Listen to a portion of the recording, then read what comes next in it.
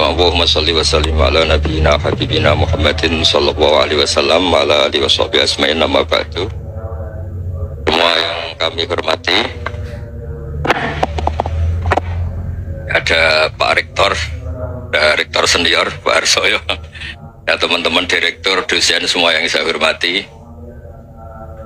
Tadi katanya mau naik kelas ya. Kalau naik kelas dari rumah saya niatkan mari mengkaji diroyah. Diroyah itu melogikakan riwayat.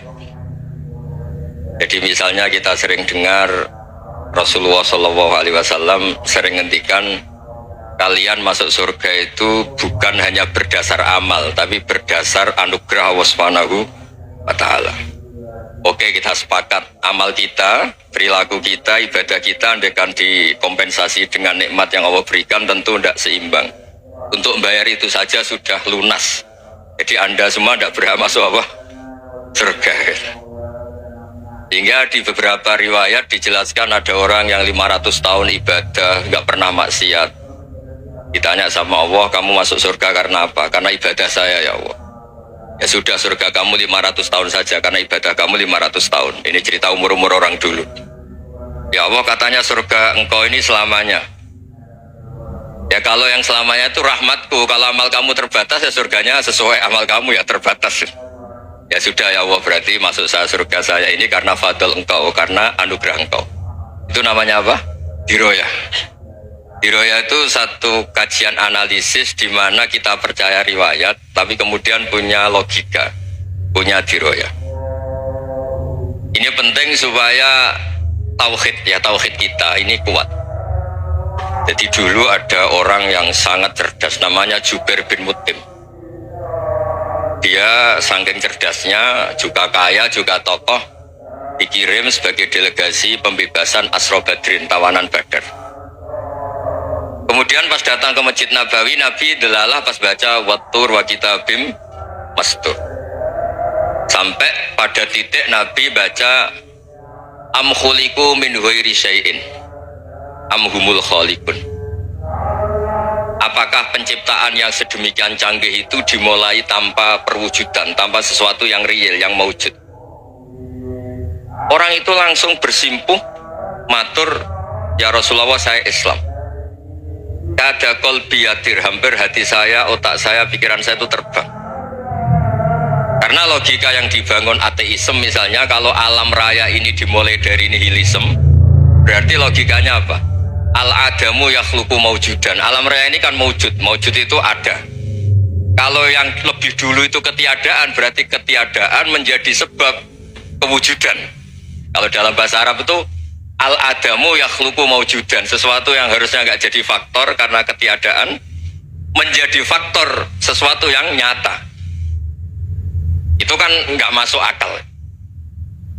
Ya, kalau alam raya ini ada al-adam sing yasbiku maujudan, berarti alam raya ini al-adamu yakhluqu maujudan, sesuatu yang tidak ada menciptakan yang ada.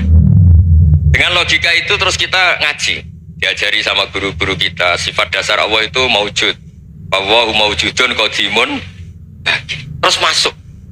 Yang harus distatuskan pertama dari Allah itu apa? Maujud, wujud. Karena dengan wujud ini layak menjadi penyebab adanya alam raya ini.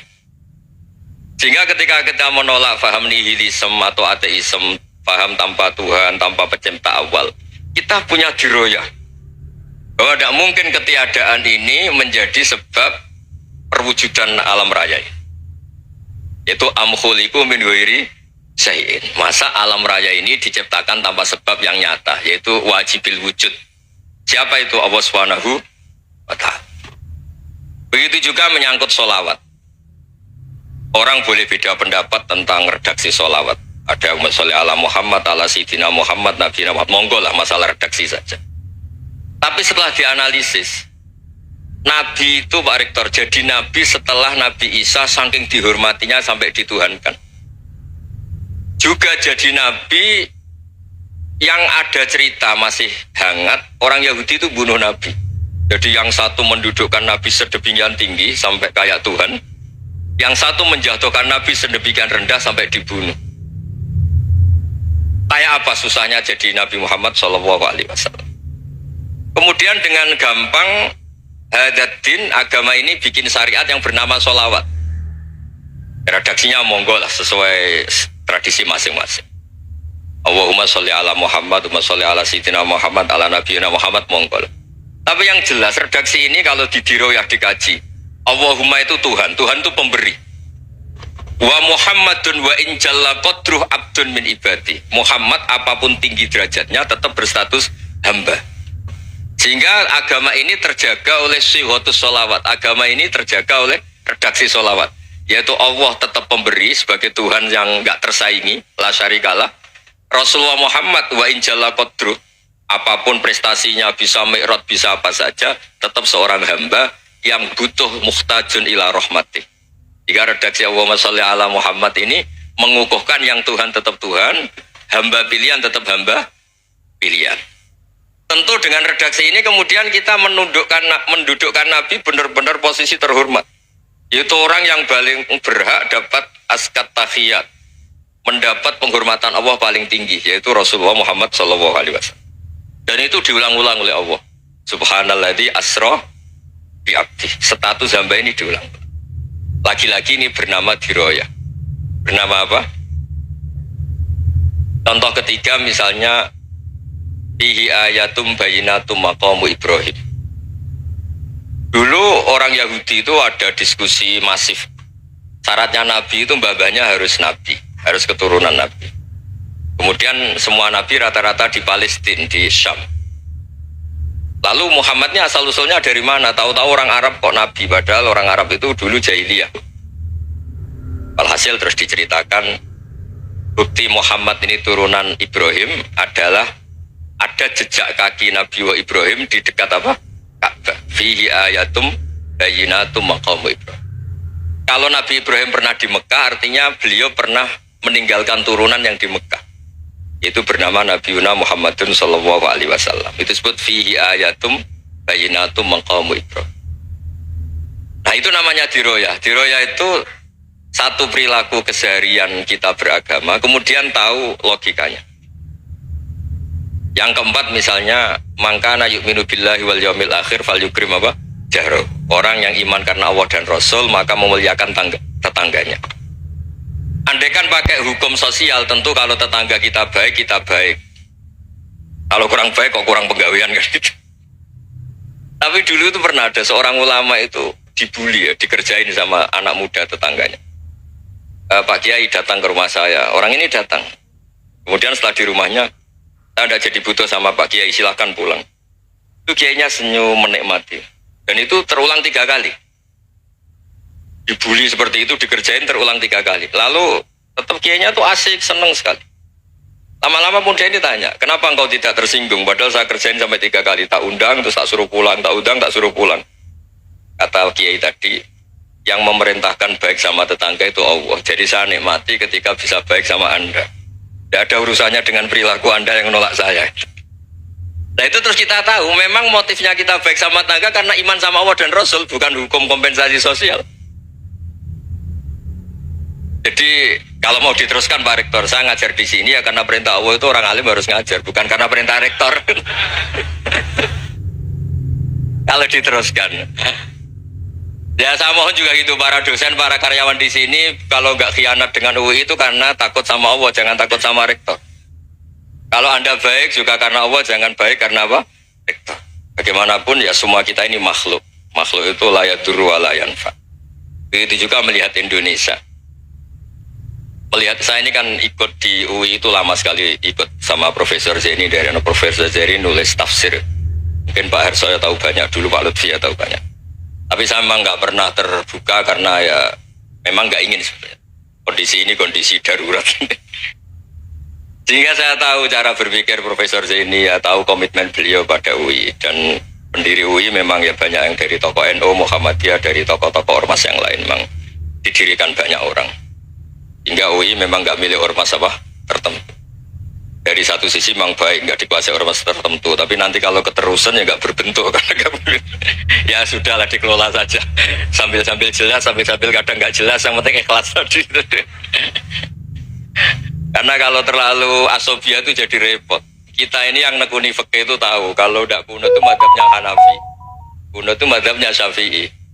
Tahu-tahu seakan-akan Imam Syafi'i itu NU, Imam Abu Hanifah itu Muhammadiyah.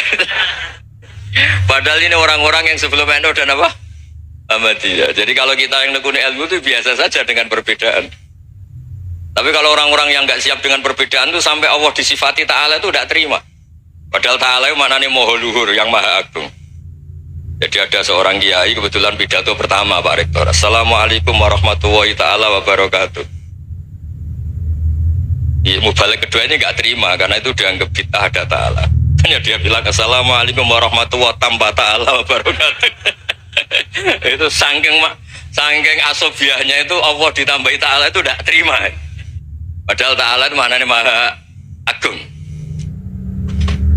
Nah itu kan jadi repot kalau asobiah gitu. Kalau kita ngadepi perbedaan itu biasa saja. Karena kita mungkin bacanya banyak, lihat hal-hal seperti itu ya biasa saja. Karena dulu itu perbedaan itu urusan sudut pandang. Ya saya ulang lagi, perbedaan itu sudut. Allah yang Tuhan saja sering didebat sama nabi-nabinya. Karena urusan sudut pandang apa? Saya beri contoh ya. Suatu saat Khalilur Rahman Ibrahim itu saatnya meninggal sama Allah, Israel disuruh. Israel itu Ibrahim saatnya meninggal, ambil nyawanya. Setelah datang ke Ibrahim, ya Khalilur Rahman Ibrahim, saya disuruh nyabut nyawa Anda. Itu Israel dipaksa mikir sama Ibrahim. Al ra'aita khalilan yumitu khalilah. Kamu tahu orang yang mencintai kemudian bunuh yang dicintai. Itu logika agak benar. Akhirnya Israel kan gak biasa debat, kan gak dilatih debat, gak pernah ikut lomba UI debat ilmiah. Dia taunya nyambut nyawa aja.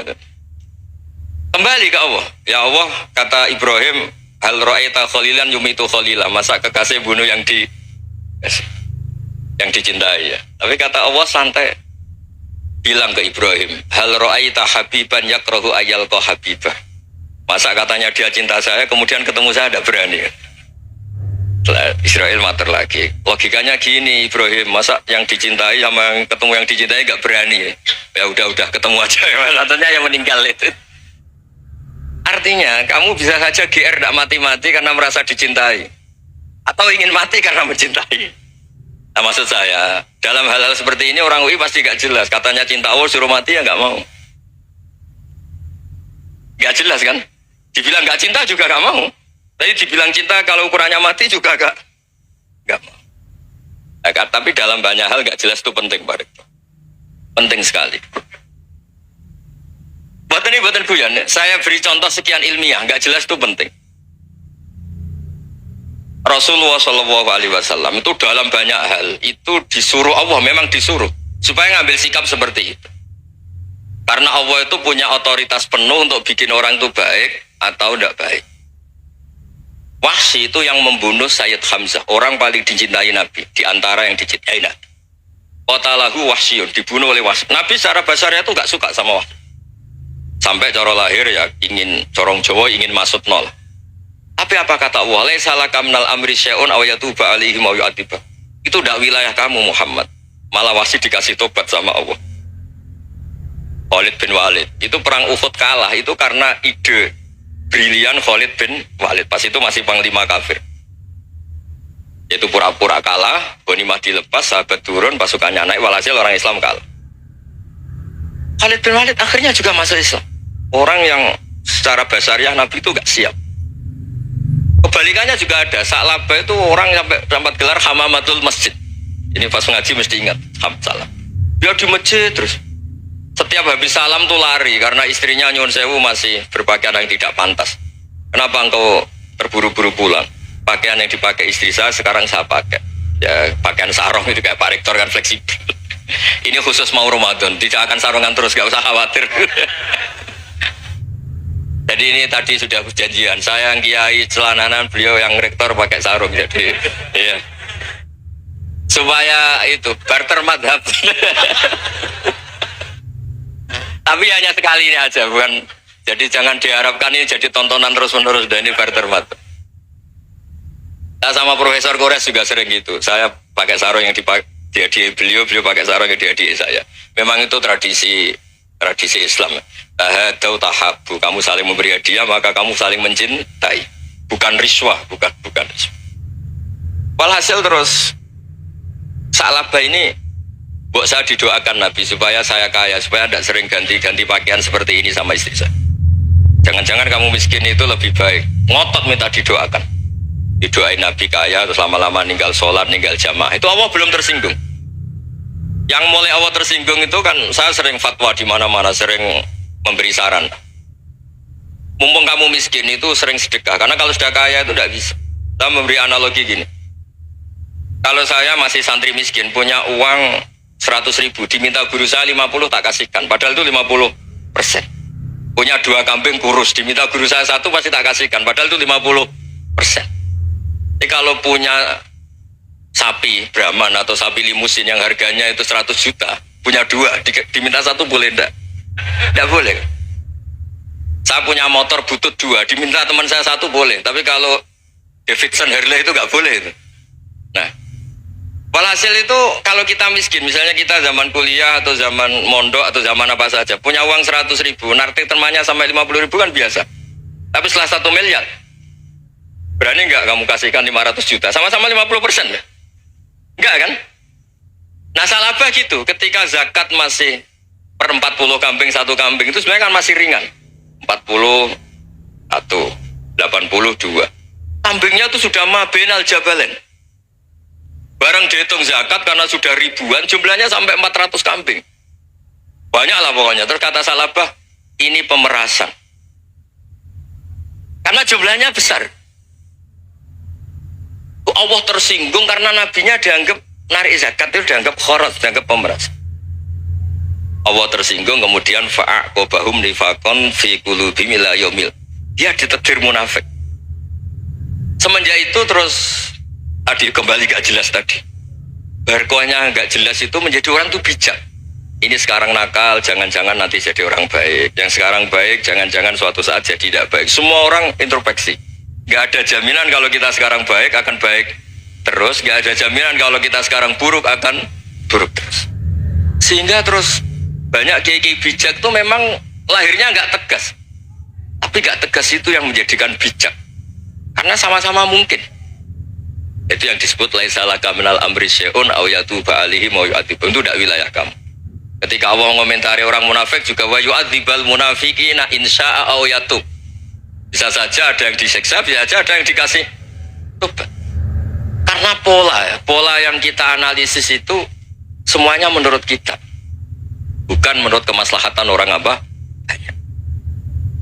Saya punya sekian contoh cerita. Orang yang sowan kiai baik-baik, mungkin bawa gula atau salam damla, tidak tahu lah. Tidak mesti jadi wali. Tapi Kalijogo yang kenal Sunan Bonang itu kenalnya itu karena ingin begal. malah jadi wali deh. Tapi tidak usah dicoba. Umar itu nyari Nabi itu mau dibunuh. Tapi malah tobat jadi orang baik. Jadi ini penting ngaji ya, supaya tidak tegas itu, tidak jelas itu kadang baik. Nah termasuk saya juga termasuk dia yang milih tidak jelas. Saya sering gojlok ini, Fajar Hadili ini murid-murid saya sering saya gojlok. Kalau semua sistem pendidikan kayak kampus, kayak UI, kayak UIN semuanya itu sistem yang bagus karena tertib, jam kuliahnya jelas, mata kuliahnya jelas. Kalau di pesantren itu Pak Harso itu gak tertib, tapi justru itu enak ketemu di jalan orang berani tanya. Nah ini kalau mbak-mbak misalnya menstruasi, mau belajar haid nunggu semester berapa baru tahu. Itu bisa sekian tahun gak sholat karena nunggu pelajarannya baru diterangkan. Mau haji juga gitu, nunggu mata pelajaran haji. Kalau nggak jamnya, nggak mau dosennya ngajarin. Kalau kiai kan enggak, ketemu di jalan tanya, dijawab. Jam berapa juga dijawab. Artinya Indonesia itu berkah, ada sistem kampus yang tertib. Ya semoga termasuk tertib gajinya. Tapi tertib gajinya itu juga sebenarnya rugi. Saya sering ada pegawai negeri Gus, tolong doain saja di PNS enak aja. Gajinya tetap. Kata saya nggak mau kalau gaji saya tetap. Kok bisa Gus enak tiap bulan mesti dapat gaji. Kalau tetap nggak naik-naik kata saya. Kalau kiai gajinya nggak tetap, tapi di atas yang tetap kata saya. Artinya Indonesia itu berkah. Kalau semuanya pakai sistem pendidikan setertib ini, orang mau tanya haid ya nunggu pelajaran haid. Bab haji ya nunggu pelajaran haji. Tapi kalau ketemu kiai itu enggak. Ya semuanya saya pernah di pasar, Gus mau tanya, Tanya apa? Anak saya keluar darah terus gini-gini. Padahal biasanya hanya 7 hari gini-gini. Ya sudah, kembalikan ke biasanya, rudat kilal adat. Itu udah usah sowan ke rumah. Juga gak registrasi dulu, gak daftar dulu. Ya ini udah nyindir cerita saja. Supaya ini bukti koalisi beneran. Jadi saya yang kiai gak tertib jam, koalisi sama yang tertib jam. Jadi kalau semuanya sistem kampus, nanti pertanyaan tuh nggak bisa on time, nggak bisa setiap saat. Makanya Indonesia itu berkah. Kiai-kiai yang alim yang di jalan-jalan banyak, juga kiai yang di kampus dokter-dokter fikih banyak, yang nekuni ilmu umum ya banyak, macam-macam. Itu masalah itu kalau saling mengadili itu baru masalah. Misalnya kiai ngeluh nggak enak jadi kiai, tidak punya gaji tetap, yang dosen ngeluh nggak dicium tangannya. Karena memang unik Indonesia itu. Kalau guru fikih kok dosen itu tetap gak dicium tangannya. Karena pikirannya anak-anak itu sudah bayar suruh nyium. Itu kayak di alam sadar tuh gitu. Kalau kiai itu kan anak-anak gak bayar itu. Ya upahnya cium tangan itu. Makanya kalau kiai tidak keramat bisa mati karena cium tangannya doang. Bisa mati itu kiainya. Ya ini cerita. Supaya saling menghormati, saling. Jadi kalau makanya itu pakar-pakar akhlak ya, pakar-pakar etika peradaban.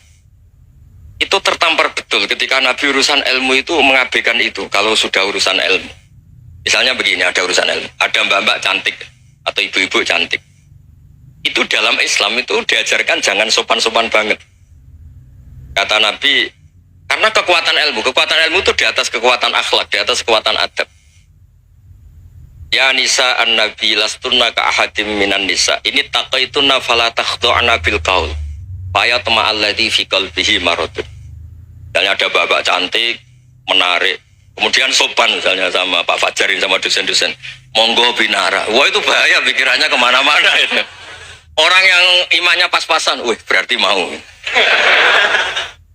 Maksud saya kalau cantik, menarik, ketemu di jalan biarin aja dosennya mau kemana biarin aja. Gak usah dihormatin. Kalau dihormatin, Pak mau kemana sadereno bisa bahaya. Tak biarin aja. Kalau tanya, Dek ini alamatnya mana? Cari sendiri Pak. Karena hanya dengan cara itu si Pak dosen ini gak kepikiran. Gak ada orang suka orang kedus itu gak akan. Tinggal sudah cantik, sopan. Wah bisa pikirannya macam-macam. Itu ilmu. Fala takhdu'na bil qaul. Kamu jangan terlalu lirih kalau ngomong. Fayatma alladzi fi qalbi maradun. Orang yang pikirannya masih kotor pasti berpikir yang negatif. Anda mungkin demi sopan sama dosen Anda. Tapi sejauh mana dosen Anda juga berpikir positif. Itu kan uji iman sama uji nyali. Nah, sama pejabat yang sopan sama kiai mungkin punya Alphard, punya Robicon, punya terus bawa uang banyak. Terus sama kiai cium tangan hormat. Jangan-jangan kiainya yang pikirannya macam-macam. Ini berarti bisa jadi muhibbin potensial misalnya. Nah, saya ini termasuk kiai yang pengagum ilmu. Sehingga saya sama orang yang medit, yang kikir sama saya itu saya senangnya bukan main. Kenapa? Karena kalau orang medit itu gak berhak nuntut. Tapi kalau orang lomo 1 juta minta surga, 2 juta ya minta apa? Surga. Gus salam template 200.000 aja kadang minta surga. Tapi kalau yang kikir-kikir ya sudah salaman tok sudah. Gak minta apa, bahkan dia tahu diri, gak bayar kok minta. Maksud saya Islam itu luas, dinikmati saja Pak. Dinikmati saja. Nah itu diroya, maksudnya itu diroya. Diroya itu kamu tahu aturan Islam itu kamu harus yakin khairihi wa syarrihi minallah. Semua itu ujian, tapi kemudian dikaji. Makanya saya ini termasuk pengagum Imam Syafi'i. Imam Syafi'i itu dikasih tahu. Ada orang yang di depan engkau cium tangan hormat tuh di luar ngomong-ngomong, ngata-ngatain Anda. Imam Syafi'i tertawa-tawa sewenang. Loh, ada ini dikata-katain di luar kok. Kok tidak kamu anggap munafik malah tertawa. Berarti saya wibawa, di depan saya agak berani. Dianggap enteng saja. Dibilangin, sebagian orang kampung sini nggak suka sama engkau. Baguslah, tidak akan lu pinjam uang sama saya. Di mana-mana orang pinjam minta tolong itu karena seneng. Kalau benci kan enggak. Intinya dianggap enteng saja. Yang terjadi di dunia itu semuanya dianggap enteng saja. Man asa ilaika faqat atlakoka. Yang berburuk sama kamu itu membebaskan kamu. Coba kalau akrab, titip. Ya misalnya akrab sama Pak Fajar, bilangkan ke Pak Rektor, sangkat atau jadi guru tetap atau apa, kan ribet. Kalau tidak cocok kan nggak minta apa-apa. Makanya hati-hati Pak Rektor sama yang akrab-akrab. Itu dulu saya juga nggak paham. Di antara wasiat Bapak yang sering diulang-ulang tuh itu. Suatu saat kamu jadi kiai, ngelola orang nggak seneng tuh gampang. Sudah, situ orang lain. Tapi kalau ngelola orang nggak orang seneng tuh repot. Mintanya aneh-aneh. 100.000 aja minta surga. Hanya teman tenis saja minta naik jabatan. Intinya itu ya sudahlah dikelola. Yang seneng ya berkah, mungkin teman berjuang, teman diskusi. Yang nggak seneng ya berkah, karena ini tidak minta macam-macam, nggak seneng. Nah itu namanya diroya. Diroya itu satu kajian keilmuan yang menjadikan kita ini nyaman dengan riwayat-riwayat, panduan-panduan dari Rasulullah Shallallahu Alaihi Wasallam kayak tadi. Kenapa sih tentang baik sama tetangga, baik sama tamu? Hitung-hitungannya tuh mangkana yu'minu billahi wal yaumil. Saya pernah dicium sama orang miskin yang akut miskin betul. Itu tak ajarin Anda ini lebih hebat ketimbang orang-orang kaya. Misalnya gini, misalnya ada komunitas rektor atau kiai besar. Saya ini kata orang banyak termasuk kiai besar. Mungkin kalau pinjam uang itu karena mau beli mobil, aksesoris mobil, karena kita kiai top atau rektor atau orang-orang top. Kalau sesama orang miskin itu pinjem-pinjemannya itu urusan beras, itu urusan nyawa. Tren mana? Menyelamatkan nyawa sama aksesoris mobil. Nyawa. Jadi pahala kamu pasti lebih besar itu. Itu senengnya jadi orang miskin terus keterusan sampai sekarang. Itu. Lo coba kalau menteri sama menteri, rektor sama rektor, kira-kira pinjamannya apa Pak Arso? Kan kalau mau beli mobil atau mau umroh VIP, pokoknya yang keren-keren. Kalau orang miskin pinjam kan apa? Makan kan? Beras kan? Makanya kalau yang sedang miskin monggo lah kalau ingin teruskan. Maksud saya Islam itu seenak itu. Islam itu segampang itu. Sudahlah yang sedang miskin ya keren. Karena sekali sosial itu urusannya apa? Nyawa. Tapi kalau miskin semua ya Indonesia bisa tutup kan. Ya sudah yang kaya-kaya itu saya mengatakan Indonesia karena bayar pajak yang menjadikan Indonesia berjalan. Tapi ya dipakai yang benar. Nah, begitu seterusnya. Ada kiai miskin cerita ke kita. Terus enak jenengan alim, terus punya santri banyak, bisa ngajar di mana-mana. Saya bilang, hebat kamu. Dia hidup di daerah tertinggal. Itu yang diajarkan kan hanya tauhid. Kan nggak mungkin desa tertinggal baca fikih perbandingan madhab. Kan nggak mungkin. Kalau yang kayak Pak Fajar, Pak Sadali kan nggak mungkin. Fikih perbandingan apa? Madhab. Menyorot madhab dunia. Kayak angka-angka itu kan nggak benar. Tapi pertanyaannya, yang menyelamatkan masuk surga itu tauhid apa perbandingan madhab? Tauhid. Ini hanya mengajarkan fardu kifayah, sunat-sunat. Ini Anda mengajarkan fardu ain. Surganya dulu kamu. Oh terus senangnya jadi kayak gitu. Karena yang diajarkan apa? Tauhid. Sementara kita yang gaya-gaya ini ajarkan perbandingan apa? Ada studi banding ke Al-Azhar kemana-mana. Ini enggak tauhid. Dari orang nyembah pohon jadi nyembah Allah Ta'ala. Keren ya? Keren. Jadi terus kiki sama saya senangnya bukan mereka, karena tak bilang. Tapi ada yang agak kurang ajar, tanya saya. Kalau itu hebat, kenapa Gus gak mau jadi kayak gitu? Waduh. Wah ya repot kalau pertanyaan. Terus tak jawab, kalau saya jadi kayak gitu, kamu ngansu ilmu dari mana coba? Ya dari jenengan, ya kalau sama gobloknya ada bisa. Ya sudah, Gus aja jadi kayak besar. Maksud saya, ya sudahlah kita begini seperti yang saya ajarkan di sini, saya sarankan supaya orang itu tahu. Ini namanya diroyah, apa? Makanya kata Imam Ghazali itu kalau kamu ingin sopan gampang melihat anak kecil, wa aqallu minni dzamban, dia dosanya lebih kecil. Karena masih kecil kan, tentu secara dosa enggak banyak. Kalau melihat orang yang tua, wa aktsaru minni ibadatan, dia tentu ibadahnya lebih banyak karena umurnya lebih banyak. Sehingga terus semua orang lain tuh di depan kita itu hebat. Ya semua orang lain sama, misalnya Pak ini rektor, Pak Fathul Wahid rektor, tanggung jawabnya lebih banyak, berarti pahalanya lebih banyak. Tapi sama ketika melihat Nyon Sewu, melihat pegawainya yang secara lahir di bawahnya, ini tanggung jawabnya nggak banyak, pasti salahnya juga enggak. Itu yang diajarkan Rasulullah SAW, sehingga enak lah. Tapi kalau kita melihat orang lain selalu salahnya, itu pecundang. Allah saja tidak seperti itu kan, amal baik ya ada khairan, amal buruk ya ada saron, semuanya dilihat oleh Allah Subhanahu wa Ta'ala. Saya itu punya teman Gus, agak beling, agak seenaknya, belum miskin. Wah itu seenaknya betul, kayak kenal Tuhan sudah. Tak tanya, kenapa kamu seenaknya? 1 bulan tuh labanya bisa 200 juta sampai 500 sampai 1 miliar. Saya itu Gus, setelah duha itu perkembangannya bagus.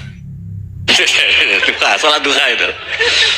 Saya pernah miskin kan, kata apa? Ingkana rizki fisama, wa ingkana qalilan, ya kalau fisama fa'anzilu, terus wa ingkana qalilan fakasirhu, kalau sedikit perbanyak. Ini trennya sudah benar semua. Nah, wa ingkana apa? Ya haroman fatahirhu, kalau haram yang kau sucikan. Makanya saya seenaknya, kalau qalilan sudah fakasiru, paling trennya yang nggak benar juga fatohiru kata. Dia yakin kalau yang nggak benar-benar sudah disucikan Allah, karena yang lain-lain sudah dari miskin sudah kaya, qalilan sudah fakasiru, paling yang haroman juga sudah fatohiru gitu. Tak tanya, lah kamu kok tahu? Polanya sudah ada Gus, karena sang qalilan. Kamu sembrono sama Tuhan kok begitu kan? Tapi apapun itu seneng saya. Seneng saya sering salah teh, makanya saya mohon yang sekarang miskin, sedang miskin itu ya tidak usah nyesal banget-banget. Kalau ingin kaya monggo lah, namanya orang juga ingin ya, tapi Anda harus bangga. Sosial antar kalian adalah urusan nyawa dan itu pahalanya luar biasa. Supaya kita, nah yang kaya-kaya juga boleh GR lah, karena pembayar pajak. Dan itu bisa menyelamatkan apa? Indonesia Raya. Begitu seterusnya. Itu yang diajarkan Nabi, antawadu'u hatta la yabhiya ahadun ala ahadin. Kamu semua harus tawadhu sehingga antar kalian tidak saling tidak sopan, tidak saling liar, tidak saling mendolimi. Termasuk tadi sikap gak jelas tadi. Orang dolim yang sekarang dolim bisa saja tobat, yang sekarang soleh bisa saja nanti. Semuanya itu mungkin. Kita diajari ya muqallibal qulub tsabbit qalbi ala dini. Jadi keliru kalau kita dalam banyak harus tegas, gak mesti. Al halalu bayyinun wal haramu bayyinun. Tapi ada wa bainahuma umurun mustabihat. Ada yang wilayahnya itu abu-abu.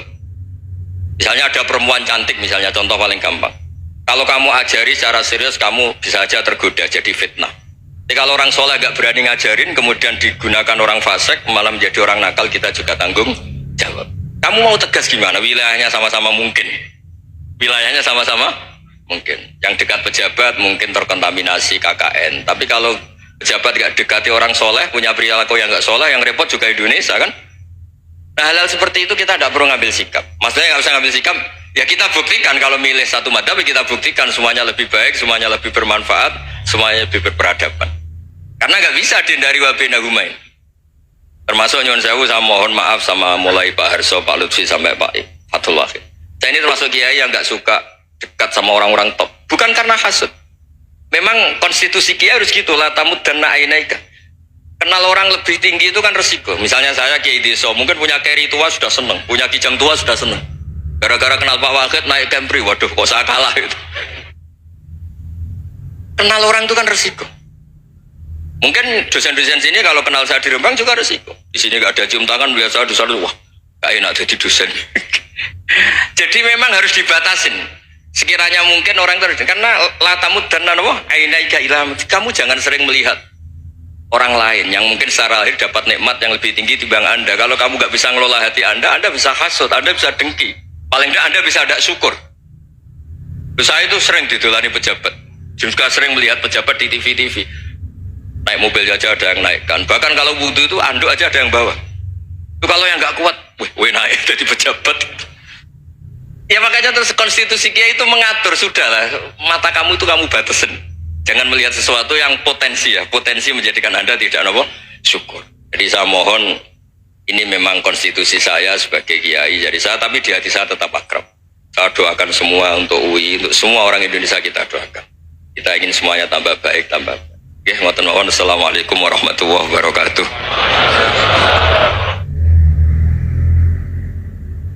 Terima kasih.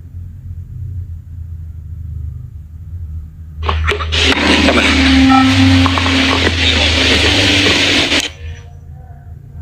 Gus Bah untuk pencerahan yang luar biasa. Kita masih punya waktu 28 menit. Kalau Gus Bah berkenan, apakah ada yang ingin bertanya? Singkat, padat, sebutkan nama. Sana dulu ya. Ya. Tiga ya? Tiga aja ya? Satu. Sini dua. Satu lagi dari Ahwat. Ya Ibu ya. Ya. Silakan. Satu cari sana ya. Ya. Maju aja. Maju. Mikrofonnya ini. Ya.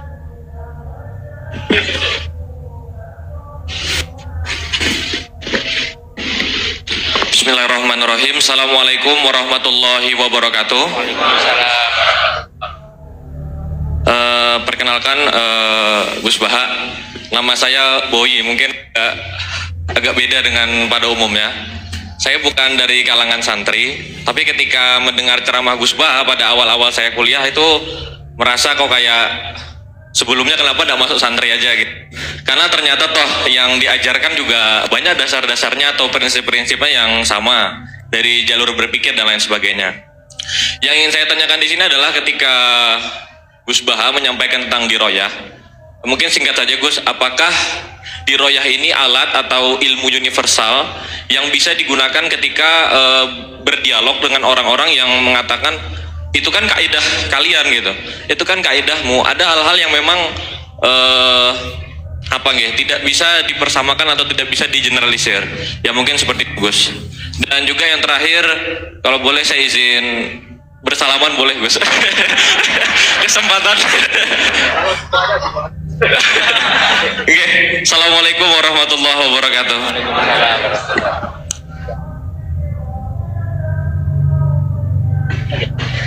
Baik, kita kumpulkan dulu satu lagi ya.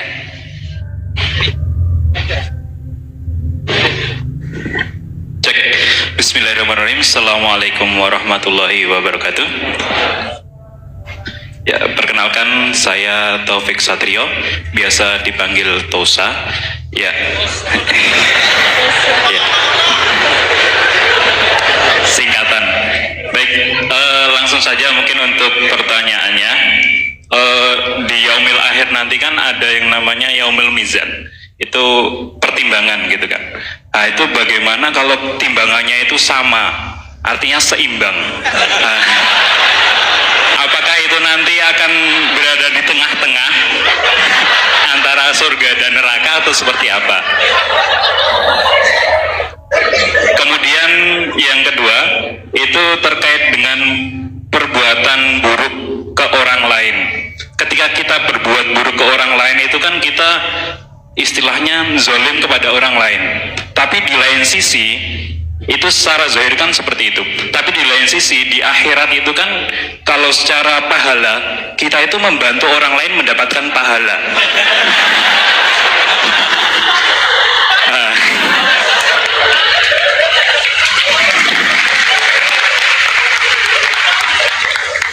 Jadi seperti apa Gus? Terima kasih. Assalamualaikum warahmatullahi wabarakatuh. Terima kasih Mas Tosa ya. Silakan Ibu ya. Ada ini. Mas ada Ibu.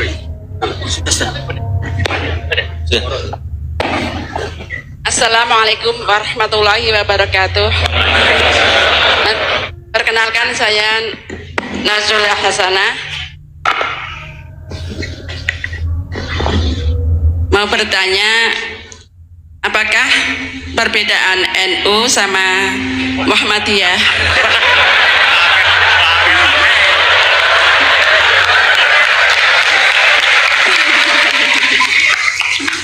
Tadi kan dijabarkan. Terus dalam sholat subuh itu kan ada yang pakai doa kunut, ada yang enggak. Tolong jabarkan. Wassalamualaikum warahmatullahi wabarakatuh. Waalaikumsalam. Baik Gus, ini ada 3 penanya. Mas Boy tadi terkait dengan diroya, apakah ini universal, termasuk untuk yang non muslim bahkan itu kan. Kemudian yang kedua dari Mas Tosa, hisab yang seimbang Gus, kasusnya gimana ini. Yang kedua terkait dengan kalau berbuat buruk kan membuat pahala untuk yang bersangkutan itu.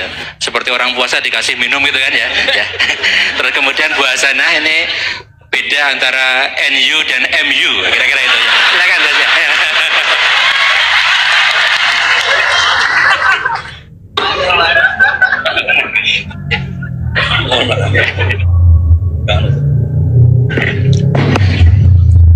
Bismillahirrahmanirrahim. Sebelum saya jawab, saya senang kalian semua senang dengan sesuatu yang taat itu. Banyak orang untuk senang nunggu maksiat dulu. Mungkin melihat perempuan yang tidak mahram, melihat sesuatu yang maksiat. Jadi ini spesial. Majelis ilmu tapi apa? Senang. Ini sesuai rencana Tuhan lah. Seorang tuh senang dengan taat, senang dengan ilmu. Ini luar biasa, no? Luar biasa. Tadi pertanyaannya kalau diroya. Jadi Islam itu agama untuk logika objektif. Jadi diroya itu ya global, universal. Misalnya saya beri contoh Tuhan yang satu. Itu dulu, saya ulang lagi, dulu itu ada imam namanya Imam Amudi. Itu pengajar matematika, Mas Boy. Pengajar matematika. Itu kan nggak lazim, tapi kiai kok pengajar apa? Singkat cerita, ini cerita keramat. Kalau kalian nggak paham ya keramat sendiri. Jangan nggak paham menentang. Singkat cerita, di antara keramat beliau itu Allah itu nyuruh para malaikat disuruh ngaji matematika sama dia.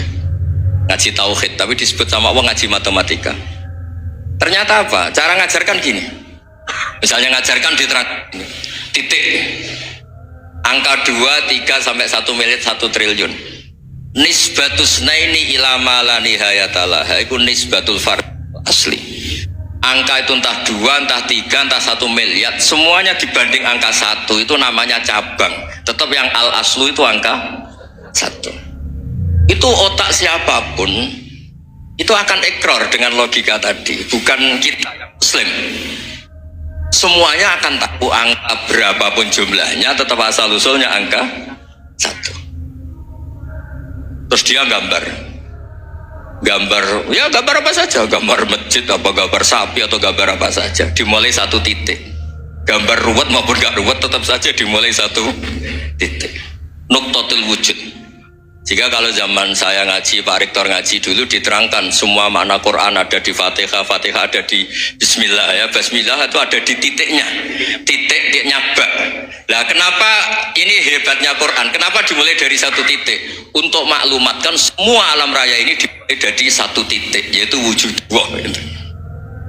Logika seperti itu kan orang nggak terima gimana? Bu, gambar seruat apapun dimulai dari mana coba? 1 titik. Angka sebesar apapun dimulai angka apa? 1. Jadi diroyah itu ya universal gitu maksudnya. Ya gitu Mas Boy ya. Jadi diroyah itu universal. Ya soal ada yang belum dapat hidayat apa itu nomor 2, tapi logika yang dibangun Islam itu. Terus pertanyaan kedua apa? Draw tadi. Bisa. Kamu ingin draw? Ini kasih nih, nggak pernah ngaji Quran itu. Di antara yang diterangkan Quran detail itu Ashabul A'raf apa? Ashabul A'raf, orang yang baiknya sama buruknya itu imbang. Itu sudah disediakan nanti di surga itu ada pagar. Kamu ingin di situ? Pagar pembatas, apa? Ganda, neraka, enggak. Jadi kejadian surga dan neraka itu gini, tak terangin ya. Jadi kira-kira gini, kan hisab itu hanya rubu'un nahar, sekitar 2 jam, 2 jam setengah selesai. Jadi satu dunia ini dihisab Allah, hanya Allah butuh waktu 2,5 jam. Rubu'un nahar. Kenapa gitu Pak Rektor? Karena semuanya datang ini sudah terindikasi dan itu sudah jelas. Misalnya orang yang soleh banget, wajahnya bersinar, bahkan semua tubuhnya bersinar. Yas'anuruhum baina aidihim. Yang pas-pasan, ya sinarnya pas-pasan. Sehingga nanti yang punya sinar cukup di kanan. Yang kelip-kelip agak yang rawan kesaruk ini yang gelap gulita langsung di kiri. Nah itu terus faduri babenahum bisuril lahubab. Terus Allah langsung bikin pagar. Nah yang rawan kesaruk pagarnya yang kelip-kelip tadi.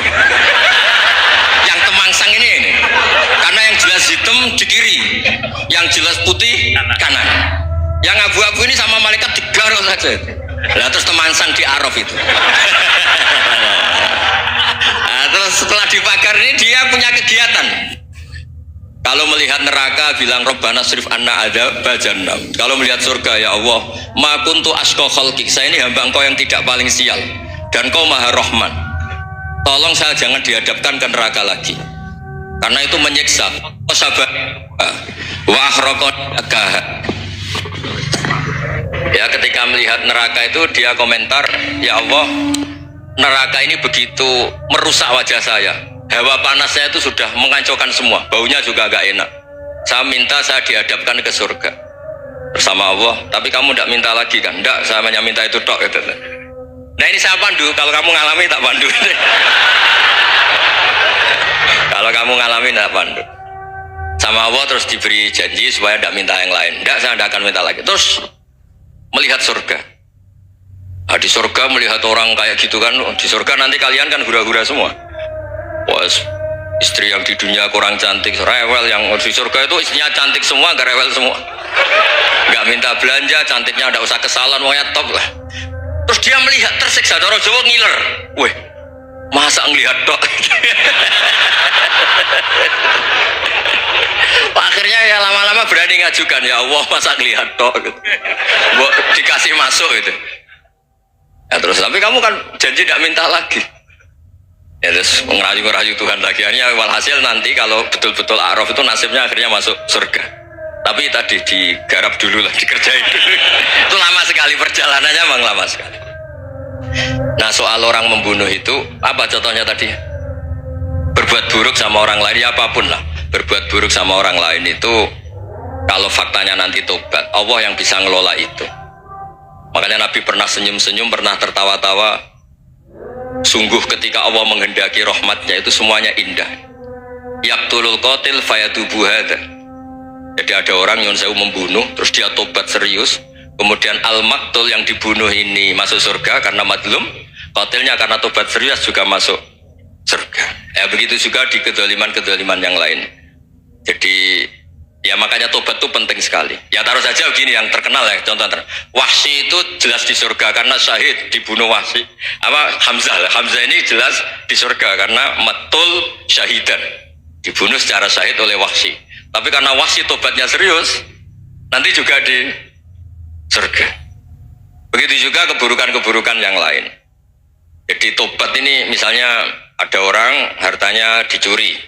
Tentu yang dicuri ini kalau dia orang baik, ya mungkin secara formal lapor polisi, tapi kalau dia orang baik mungkin ridho lah, sudah itu sudah ridho kan.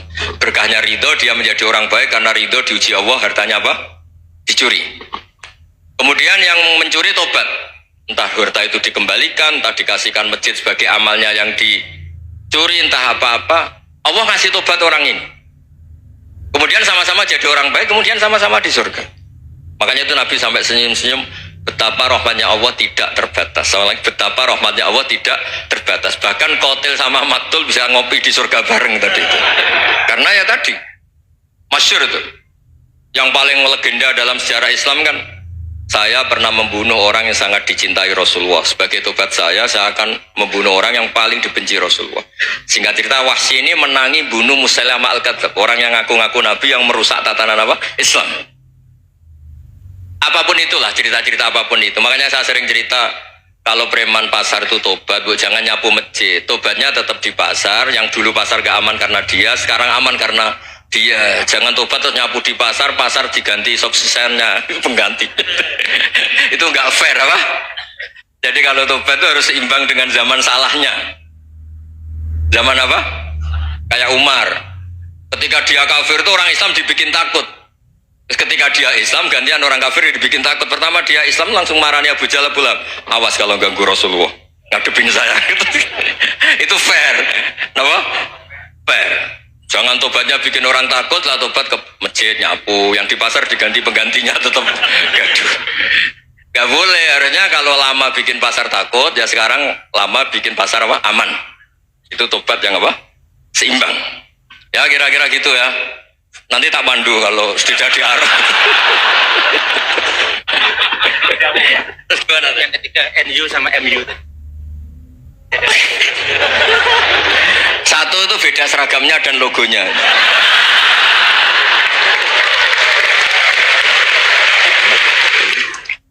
Kedua nama ketua umumnya.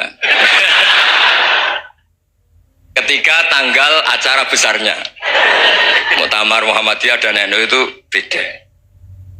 Sudah beda satu abadnya. Tentu dulu Muhammadiyah.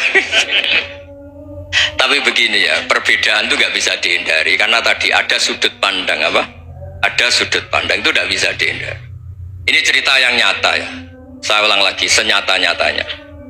Andaikan betul Rasulullah itu hanya kunut 1-2 kali, maka kalau menurut mazhab Syafi'i, apa salahnya melakukan sunnah terus-menerus meskipun Nabi itu melakukan hanya beberapa kali? Karena pertama sesuatu yang pernah dilakukan Nabi pasti akan menjadi sunnah yang terus-menerus. Nabi itu puasa Senin Kamis juga tidak selalu. Salah kalau ada orang bilang Nabi malah takut kalau ibadah sunat dilakukan terus-menerus karena nanti takut dikira wajib. Itu masyhur dalam kaidah usul fikih. Tapi yang tidak kunut juga tidak salah karena ya tadi Nabi ya pernah kunut, Nabi juga pernah tidak kunut karena Nabinya orang banyak. Karena bukan Nabi kelompok tertentu, no? Jadi sederhana. Terus menyangkut ini dengerin betul sujud. Sujud itu banyak ulama yang mengatakan untuk sah itu harus melibatkan 7 anggota. Umirtu an asjuda ala sab'ati azumin al-jabha wal yaden warrubaten wal qadamen. Saya diperintahkan sujud itu melibatkan 7 anggota, yaitu jabha, yaden 2 tangan, 2 lutut, terus 2 qadamen. Tapi Imam Syafi'i ngendikan andaikan ada pendapat yang mengatakan ukurannya cukup jabha, maka itu juga benar. Karena Nabi ketika sujud ngendikan sajadalaka wajhi wa sam'i wa basori. Ya Allah telah sujud ke engkau wajah saya, jabah saya. Nabi tidak menyebut tangan, tidak menyebut rubaten, tidak menyebut qadamen. Ini wajah dua wajah, ukurannya itu hanya jabah. Itu kayak iya kayak enggak. Nah hal-hal seperti itu yang menjadikan ada ijtihad. Ijtihad itu satu pemikiran yang cara sudut pandang itu kayak iya kayak enggak. Nah itu terus ada al-madhaibul arba'ah. Terus ketika implementasi di Indonesia dulu Mbah Ahmad Dahlan juga ngaji Mbah Soleh Darat, Mbah Hasyim Asy'ari juga ngaji Mbah Soleh Darat. Ketika di Mekah sama-sama ngaji Syekh Khotib Minangkabau, sama-sama ngaji Syekh Mahfud Termas. Jadi ya kalau di keluarga kita itu ya biasa aja, perbedaan-perbedaan itu selama masih ilmiah dianggap biasa aja. Karena memang ngelola sudut pandang itu nggak bisa ditertibkan. Nabi Yahya itu suka berkawan orang soleh. Karena berkawan orang soleh itu enak. Tapi kalau Nabi Isa suka dadani desa-desa tertinggal yang masih macam-macam. Ketika ditanya, kenapa engkau suka berkawan orang-orang gitu? Ana tobibun udawil mardo. Di mana-mana kiai itu ya nyembuhkan yang sakit. Jadi kalau dakwah yang sudah iman tuh akeh tunggali gitu. Tapi dakwah gitu kan tantangan. Itu sudut pandang. Ada Nabi itu yang tertawa terus guyon terus. Yang satu murung terus. Ya sama Nabi Isa dan Yahya kan satu angkatan. Mali aroka dohikan fakaan nama tak manumin makrillah. Kamu kok tertawa-tawa terus seakan-akan nggak ada adab saja. Yang satu tanya, Mali aroka abisan kaan nakata kenatumir rahmatillah. Wong kok murung terus, kok dunia orang rahmat deh. Nah anda ini orang hebat. Guyu banter ya iso, nangis banter ya iso. Nah, itu sudah orang kombinasi itu. Isa ya mau, ya mau, Muhammadiyah ya gelem, NU ya gelem. Ya maksudnya sudah biasa aja. Karena tadi konstitusi NU yang mengatakan ibadah harus ikhlas karena Allah, Muhammadiyah juga sama harus ikhlas karena ya sudah, kalau karena Allah sudah selesai kan. Yang menjadi masalah itu kan identitas untuk hadun nafsi, untuk diri sendiri. Kalau kita ikhlas masalahnya apa coba? Coba masalahnya apa coba? Imam Syafi'i pernah di Masjid Abu Hanifah yang tidak kunut, beliau enggak kunut. Ketika tanya 5 ada tarok tal kunut, ikroman di hadal madhab, saya menghormati madhab ini. Jadi ya biasa. Sebaliknya juga sama, orang-orang Hanafi kalau Imam Syafi'i kunut ya ikut kunut. Karena kalaupun anda yakin itu tidak disyariatkan, kamu juga yakin itu tidak membatalkan apa? Sholat. Itu yang perlu dicatat. Kalau anda tidak yakin sunat, kan tidak yakin kalau itu membatalkan sholat. Jadi sebetulnya kalau dianalisis secara keilmuan itu ya semuanya normal. Karena tadi Rasulullah itu al-bahrul muhit, Nabi itu lautan yang luas sekali. Orang akan mengambil air sesuai kapasitas masing-masing dan akan merasakan kualitas air juga sesuai kapasitas masing-masing. Orang yang sangat haus melihat air seteguk ini luar biasa. Tapi yang tidak haus mungkin melihat itu biasa-biasa saja. Jadi makanya saya mohon lah, sudahlah itu biasa aja, apalagi secara sanad ya sama, secara tradisi sama. Ya soal perbedaan harus dengan NU, antara Muhammadiyah juga biasa beda. Mungkin di UI antar rektorat juga beda-beda. Yang satu suka dekat rektor, yang satu suka enggak. Monggo asal itu niatnya ikhlas. Terakhir saya beri cerita, ada sahabat ditanya, "Sifli wajah Rasulillah." Coba tolong saya ceritakan wajahnya Nabi kayak apa. Sahabat tuh nangis senangis-nangisnya. Kenapa engkau menangis? Saya itu tidak pernah melihat wajah Rasulullah SAW. Loh kenapa? Engkau kan sahabat. Sungkan. Sebagai bentuk penghormatan saya tidak berani melihat wajahnya. Sebagai bentuk penghormatan pada waktu Nabi, saya tidak berani sowan. Nabi di dalam punya keluarga, punya istri, punya cucu. Kalau saya sowan tuh ganggu. Ya masuk akal. Bentuk hormat itu tidak ganggu kan. Tapi ada orang-orang yang bentuk hormat, bentuk sayang itu sering datang ke majelis Nabi. Sama-sama masuk akal, bisa didebat gimana? Sama-sama masuk akal. Ya sudah, itu ijtihad, maksudnya itu ijtihad, itu sudah sama-sama masuk akal. Abul Hasan Asyadili itu kalau kemana-mana pakai mobil mewah, pakai baju mewah. Ketika ditanya, Anda ini ulama kok pakaiannya mewah, mobilnya mewah, dan uang ra kepikiran nyangoni ya. Nah, tapi aku tawaduk melas, terus dibalik nombal musake, gue nang ra iso mulai kayak gini. Ya tapi misalnya semua gitu, mesti ada yang salah paham, itu keangkuhan. Tapi kalau semuanya kelihatan gembel, nanti orang trauma jadi kiai, takut kayak itu. Ya sudah, itu wilayah ijtihad, sudah tidak usah pokoknya sudah, yang penting ikhlas. Anda berani tanggung jawab nanti ketika ketemu Allah Subhanahu wa Ta'ala. Assalamualaikum warahmatullahi wabarakatuh.